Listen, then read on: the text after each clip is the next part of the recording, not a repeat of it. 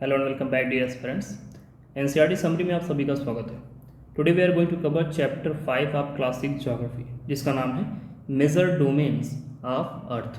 अर्थ के जो major domains हैं उनके बारे में हम चर्चा करेंगे। ओके, तो अर्थ के मेजर डोमेन्स की बात जब करते हैं तो इसमें हमारे सामने तीन मुख्य रूप से और कुल मिलाकर के चार जो है अर्थ के डोमेन हमें नज़र आते हैं। कौन कौन से उसके नाम को देख लेते हैं। सबसे पहला लिथोस्फीयर, जिसे हम स्थल मंडल कहते हैं, देन एटमॉस्फेयर वायुमंडल, हाइड्रोस्फीयर जलमंडल, और इसके साथ ही साथ इन तीनों के मिलन से, इन तीनों के कॉम्बिनेशन से बनता है जो उसे कहते हैं बायोस्फीयर। तो ये मेन कंपोनेंट हैं आपके, जो आपका ये डिफरेंट स्फीयर्स है। ओके, तो इन सब के बारे में अलग अलग से बारी बारी से बात करेंगे, ब्रीफ इंट्रोडक्शन लेंगे। बायोस्फीयर के बारे में देखिए लिखा गया है a narrow zone of land. Land का मतलब लिथोस्फीयर से कनेक्ट कर सकते हैं, वाटर का मतलब हाइड्रोस्फीयर से कनेक्ट कर सकते हैं, और एयर का मतलब एटमॉस्फेयर से कनेक्ट कर सकते हैं। तो इन तीनों का एक मिक्सचर है, जहाँ पे ये तीनों एक साथ मिलेंगे उसे हम कहेंगे ये है बायोस्फीयर, क्योंकि ये तीनों जहाँ मिलते हैं वहाँ पे लाइफ पॉसिबल होती है, और इसी वजह से बायोस्फीयर बहुत ही इंपॉर्टेंट हो जाता है। सबसे पहले ये बात करते हैं लिथोस्फीयर क्या है, थोड़ा इसके बारे में समझ लेते हैं। तो आप सभी लिथोस के बारे में कुछ ना कुछ चीज़ें जानते होंगे। इसे हिंदी में स्थल मंडल कहते हैं। तो ये सॉलिड पोर्शन होता है अर्थ का, जो हमें ऊपर से दिखाई देता है, जिस पर हम चलते हैं, वो लिथोस्फीयर का ही पार्ट है। और इसके अंदर जो है रॉक्स मिलेंगे आपको, और थीन लेयर्स ऑफ सॉयल, मिट्टी की पतली पतली परतें आपको दिखाई देती हैं। और मिट्टी के बारे में आपको पता है कि कई सारी चीज़ें मिट्टी में पाई जाती हैं, जैसे ह्यूमस पाया जाता है, जो कि पेड़ पौधों के विकास के लिए काफ़ी इम्पॉर्टेंट होता है और फर्टिलिटी प्रदान करता है, जिसकी वजह से खेती उती इत्यादि करने में भी हमें काफ़ी हेल्प मिलती है। ओके, और लिथोस्फीयर का देखिए दो डायमेंशन होता है। पहला तो एक मेजर जो है वो महाद्वीप है, जिसे हम कॉन्टिनेंट कहते हैं, एंड दूसरा जो है उसे हम कहते हैं महासागरीय नितल, इट मीन्स ओशियन बेसिन। तो दो पार्ट में हम लिथोस्फीयर को डिवाइड कर सकते हैं। अब देखिए इन दो पार्ट्स को डिवाइड करने के लिए हमने इस मैप का सहारा लिया है।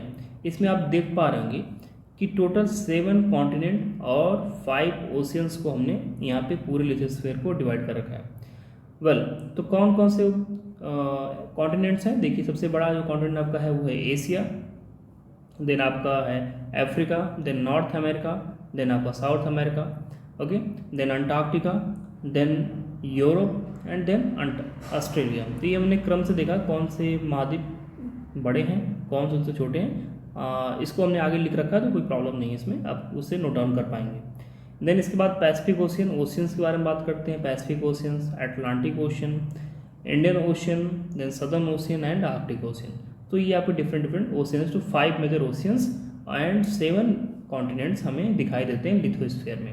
ओके, और इसके बाद एक इंफॉर्मेशन है जो कि आप सभी को पता होना चाहिए, क्योंकि इससे कई सारी चीज़ें बहुत ही क्लियरली समझ में आती हैं। जैसे जब भी हम किसी भी चीज़, किसी भी वस्तु का, किसी भी एक उठे हुए भाग का जब हम ऊंचाई मापते हैं, जब उसकी हाइट मापते हैं, तो हाइट हम किस बिना पे मापते हैं, क्या हम रेफरेंस लेते हैं, क्या बेस बनाते हैं। तो जो बेस होता है ना, उस बेस को हम कहते हैं सी वाटर। देखिए समुद्र का जो तल है, जो समुद्र का जो सरफेस है, जो ऊपर का हिस्सा है, उसी को हम बेस मानते हैं। और उस समुद्र तल से जो भी चीज़ ऊपर उठी हुई है, तो उस समुद्र तल से उस ऊपर उठे हुए भाग की जितनी भी ऊंचाई होगी, मीटर में, किलोमीटर में, वही उसकी ऊंचाई मानी जाती है। तो किसी भी उठे हुए भाग का जो हाइट है उसको मापने का जो तरीका है, बेस आधार मानते हैं सी वाटर को। तो क्यों मानते हैं, क्योंकि सी वाटर जो है हमेशा एक ही लेवल पर होता है हर जगह, क्योंकि सारे जो ओशियंस हैं आपस में कनेक्टेड है एक दूसरे से। तो इस वजह से जो इनका वाटर का लेवल होता है वो बिल्कुल एक जैसा होता है। तो इस वजह से इसको बेस मान करके किसी भी और अन्य वस्तु की ऊंचाई को बताया जाता है, डिनोट किया जाता है। ओके, आई होप कि कोई बात समझ में आ गई होगी। कुछ फैक्ट्स देख लेते हैं। देखिए जो हाईएस्ट माउंटेन पीक है वर्ल्ड में, इसके बारे में आपको पता होगा, जिसे हम माउंट एवरेस्ट कहते हैं। इसकी ऊंचाई 8,848 मीटर है सी लेवल से। तो ये कहाँ पर मिलता है, ये आपको एशियन कॉन्टिनेंट में मिलता है, हिमालयन रीजन में मिलता है। देन ग्रेटेस्ट डेप्थ, सबसे गहरा जो एक तरह से कह सकते हैं खाई है, उसकी गहराई लगभग 11,022 मीटर्स है। और ये इसको किस नाम से जानते हैं, मैरियाना ट्रेंच के नाम से जानते हैं, जो कि पैसिफिक ओशन में मिलता है। तो ये भी एक फैक्ट है, इन दो फैक्ट्स को आप ध्यान रखेंगे। अब देखिए साइज के हिसाब से कॉन्टिनेंट और साइज के हिसाब से ओशियंस, इनको हमने अलग अलग लिख रखा है। तो सबसे बड़ा साइज में कौन सा है? एशिया है, then Africa, then North American, then South America, Antarctica, Europe और ऑस्ट्रेलिया। ऑस्ट्रेलिया सबसे छोटा महाद्वीप है और एशिया सबसे बड़ा महाद्वीप है। साइज के हिसाब से ओशियंस की बात करें तो पैसिफिक ओशियन सबसे बड़ा, देन आपका Atlantic ocean, Indian ocean, southern ocean और आर्कटिक ओशियन। तो इनके बारे में भी आप जानते रहें। अब इन ओशियंस के हिंदी नाम तो बिल्कुल ऐसे ही रहेंगे, बस सदर्न ओशियन को आप कह सकते हैं दक्षिणी महासागर। ओके, अब थोड़ा बारी बारी से हम अलग अलग कॉन्टिनेंट्स को भी देख लेते हैं, थोड़ा सा लंबा चैप्टर होगा। देखिए एशिया कॉन्टिनेंट की बात करें तो ये 1/3 of total land area of the earth है। अर्थ का जितना लैंड है, अर्थ में जितना भी लैंड स्थित है, उन लैंड का 1/3 एरिया है। ओके, तो अगर अर्थ पे 30 स्क्वायर किलोमीटर का लैंड एरिया है तो 10 स्क्वायर किलोमीटर जो है टोटल वो एशिया का ही पार्ट हो जाएगा। देन कुछ और फैक्ट हैं, जैसे एडमंड हिलेरी हैं जो कि न्यूजीलैंड के हैं, तेंजिंग नॉर्वे हैं, शेरपा जो कि इंडिया के हैं। ये दो लोग पहले ऐसे व्यक्ति थे जिन्होंने माउंट एवरेस्ट की चढ़ाई करी थी। कब की थी? 29 मई 1953। तो इन दोनों लोगों का नाम आप ध्यान रखें, किसी एग्जाम में अगर पूछ लिया जाए, वनडे एग्जाम में, other than UPSC exam, then ये आपको यहाँ पे हेल्प करेगा। देन 2-3 और फैक्ट इसी से रिलेटेड। जुनको तोबाई जो हैं ये जापान के हैं और ये पहली महिला हैं और इन्होंने अर्थ जो आपका माउंट एवरेस्ट है उसकी चढ़ाई की थी और शिखर तक पहुंची थी ये 16 मई 1975 को। तो ये फर्स्ट वुमेन थी। इसके बाद इंडिया में फर्स्ट वुमेन कौन था? तो उनका नाम था, आप सभी जानते हैं, बछेंद्री पाल, काफ़ी फेमस है और ये 1984 में 23 मई को माउंट एवरेस्ट पर फतह की थी। तो इनका भी नाम आप याद रख सकते हैं। अब आते हैं अफ्रीकन कॉन्टिनेंट की बात करते हैं। क्या अफ्रीका में खास बात है? अभी कम इन्फॉर्मेशन देखेंगे, बहुत ज़्यादा इन्फॉर्मेशन साथ में हम लेकर नहीं चलेंगे। तो ये एकमात्र ऐसा कॉन्टिनेंट है, एकमात्र ऐसा महाद्वीप है जिससे ट्रॉपिक ऑफ कैंसर, कर्क रेखा, इक्वेटर भूमध्य रेखा और ट्रॉपिक ऑफ कैप्रिकॉर्न, मकर रेखा, ये तीनों ही पास होती हैं और कोई भी कॉन्टिनेंट ऐसा नहीं है जहाँ से ये तीनों रेखाएं पास हो। ओके, और सहारा रेगिस्तान जो दुनिया का सबसे बड़ा गर्म वाला रेगिस्तान है, हॉट रेगिस्तान है, हॉट डेजर्ट है, वो कहाँ मिलता है? वो भी अफ्रीकन कॉन्टिनेंट में ही मिलता है। और विश्व की सबसे लार्जेस्ट एक्चुअली ये लार्जेस्ट नहीं है, ये तो लॉन्गेस्ट है, रिवर जो है नील जिसे बोलते हैं, ये कहाँ मिलती है? आपकी अफ्रीका में मिलती है। ओके, तो ये भी एक फैक्ट आपसे ध्यान रखेंगे। नाउ नॉर्थ अमेरिका और साउथ अमेरिका के बारे में क्या है? कुछ खास बातें तो नहीं है, लेकिन फिर भी जान लें कि ये जो नॉर्थ अमेरिका है ये साउथ अमेरिका से कैसे कनेक्टेड है? एक नैरो स्ट्रिप ऑफ लैंड से कनेक्टेड है, जिसे हम इस्थमस ऑफ पनामा कहते हैं। तो इस्थमस क्या होता है इसे हम अभी आगे समझेंगे, लेकिन अभी ध्यान रखें कि north American continent south American continent से एक स्ट्रिप ऑफ लैंड से कनेक्टेड, जिसको हम कहते हैं isthmus of Panama. South America की बात करते हैं तो ये वर्ल्ड्स लॉन्गेस्ट माउंटेन रेंज, मतलब सबसे लंबा माउंटेन रेंज साउथ अमेरिका में पाया जाता है, जिसका नाम है एंडीज। ओके, तो एंडीज के बारे में भी ध्यान रखेंगे। एंडीज कहाँ मिलता है? साउथ अमेरिका में मिलता है। एक और फैक्ट, यूराल माउंटेन जो है, जो यूराल पर्वत है, ये यूरोप को एशिया महाद्वीप से अलग करता है। तो ये भी एक फैक्ट है, इसे भी ध्यान रखेंगे। अब आइए समझ लेते हैं इस्थमस क्या होता है, स्ट्रेट क्या होता है, इसको समझ लेते हैं। अक्सर ये कंफ्यूज करते हैं। देखिए ध्यान रखें, इस्थमस क्या होता है? एक नैरो स्ट्रिप ऑफ लैंड होता है जो कि लैंड दो बड़े बड़े लैंड मास को क्या करता है? जोड़ता है। देखिए ये पतला सा जमीन का एक टुकड़ा जो है नॉर्थ अमेरिकन और साउथ अमेरिकन कॉन्टिनेंट को क्या करता है? आपस में जोड़ रहा है। ओके, तो इसे कहते हैं इस्थमस कहते हैं। उसके बाद अगर बात करें हम स्ट्रेट क्या होता है, तो स्ट्रेट क्या होता है? एक नैरो पासेज ऑफ वाटर होता है जो कि दो बड़े बड़े वाटर बॉडीज को क्या करता है? आपस में कनेक्ट करता है। जैसे यहाँ पे इंडिया और श्रीलंका के बीच में देखेंगे, इसे हम कहते हैं पाक स्ट्रेट कहते हैं। पाक स्ट्रेट क्या करता है? ये जो बे ऑफ बंगाल है और जो आपका इंडियन ओशियन, इनको आपस में कनेक्ट करता है, जो कि बड़े बड़े वाटर बॉडी हैं। तो ये इस्थमस और हो गया आपका स्ट्रेट, इनका मतलब यही होता है। ओके, नाउ अंटार्कटिका की बात करें तो अंटार्कटिका देखिए ये पूरी तरीके से सदर्न हेमिस्फीयर मतलब कि दक्षिणी गोलार्ध में स्थित एक महाद्वीप है। और साउथ पोल जो है ना, वो बिल्कुल इसके सेंटर में मिलता है। मतलब जो साउथ पोल का, जैसे ये अर्थ है तो अर्थ में ऊपर नॉर्थ पोल है, ये साउथ पोल है, तो ये साउथ पोल जो है ना, ये सदर्न जो आपका अंटार्कटिका है, इसके बीच में लगभग मिलता है। तो ये भी एक फैक्ट है। और परमानेंटली यहाँ पे कोई ह्यूमन सेटलमेंट है नहीं और ज़्यादातर यहाँ पे जो है थिक आइस ही रहता है, बहुत ही मोटी परत रहती है आइस की।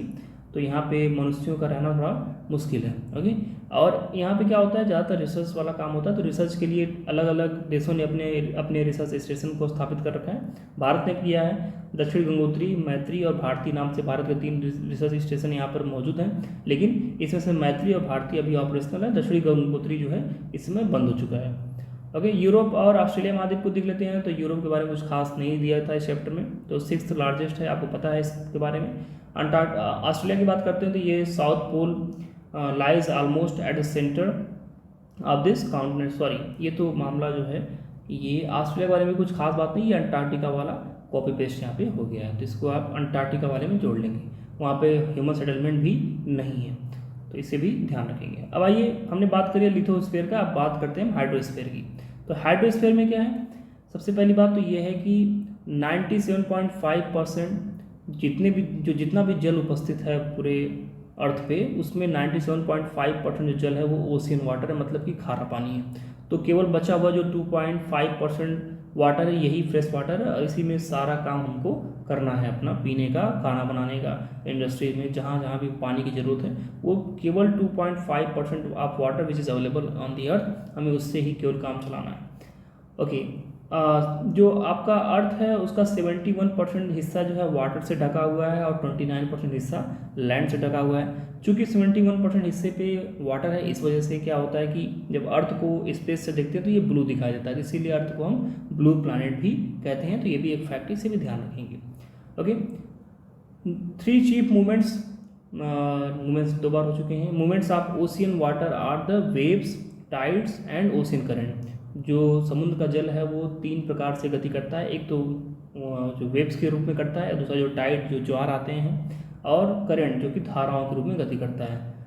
ओके, अब अलग अलग महासागर के बारे में देख लेते हैं। तो पैसिफिक ओशियन क्या है, वर्ल्ड का सबसे लार्जेस्ट ओशियन है, सबसे बड़ा है, और ये अर्थ के पूरे अर्थ का 1/3 भाग पे फैला हुआ है। इट मीन्स अगर पूरा अर्थ जो है 30 स्क्वायर किलोमीटर में फैला हुआ है, तो 10 स्क्वायर किलोमीटर में केवल आपका पैसिफिक ओशियन है। सोचिए कितना बड़ा होगा।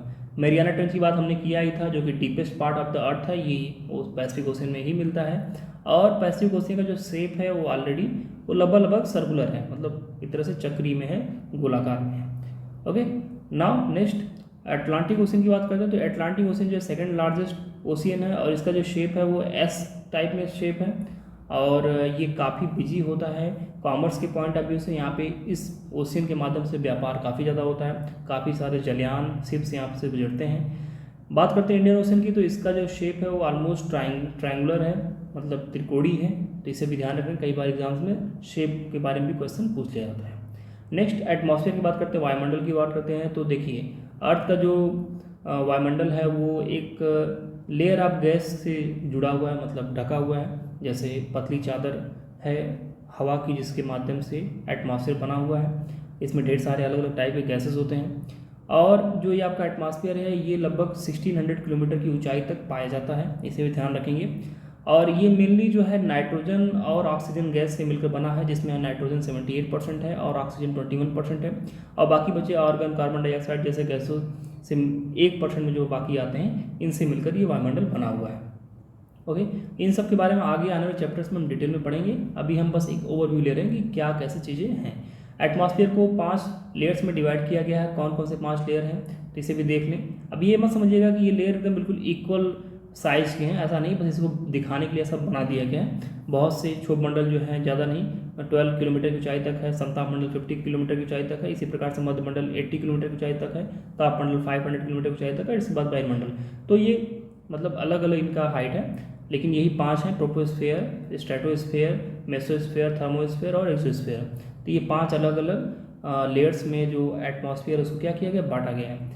और जैसे जैसे आप नीचे से सरफेस से, अर्थ के सरफेस से ऊपर की तरफ जाते हैं, टेम्परेचर क्या होता है, डिक्रीज होता है। तो इसको भी हम बाद में आने वाले चैप्टर्स में अच्छे से देखेंगे, किस प्रकार से 6.5 डिग्री टेम्परेचर डिक्रीज होता है जब हम 1 किलोमीटर ऊपर चले जाते हैं। तो ये सब चीज़ें हमें देखना है। देन बायोस्फीयर कहते हैं, तो बायोस्फीयर के बारे में हमने पढ़ लिया चीज़ें, 2 प्रकार का होता भी है, प्लांट किंगडम और एनिमल किंगडम में से हम डिवाइड कर सकते हैं। इसका एक चित्र आप देख लीजिए, देखिए बायोस्फीयर का एक चित्र है, जिसमें आप देख पा रहे होंगे कि ये रहा आपका एटमॉस्फेयर, देन आपका है ये हाइड्रोस्फीयर जहाँ पे जल है, देन आपका लिथोस्फीयर, और जहाँ ये तीनों मिल रहे हैं वहाँ पे देखिए जीवन पॉसिबल है। कई सारे यहाँ पे एनिमल्स दिखाई देते हैं, ह्यूमन सेटलमेंट्स दिखाई देते हैं। तो बायोस्फीयर का यही बहुत ही इंपॉर्टेंस है। ओके, तो इन चीज़ों को भी हमने देख लिया। तो डियर स्टूडेंट, हमने ये सारी चीज़ें यहाँ पे कवर कर ली हैं इस चैप्टर से। थोड़ा बड़ा चैप्टर था लेकिन बहुत सी इंपॉर्टेंट चीज़ें यहाँ पे दी गई थी। तो आई होप कि आपको वीडियो पसंद आएगा। इसके बाद मिलते हैं अपने अगले वीडियो में, तब तक के लिए नमस्कार।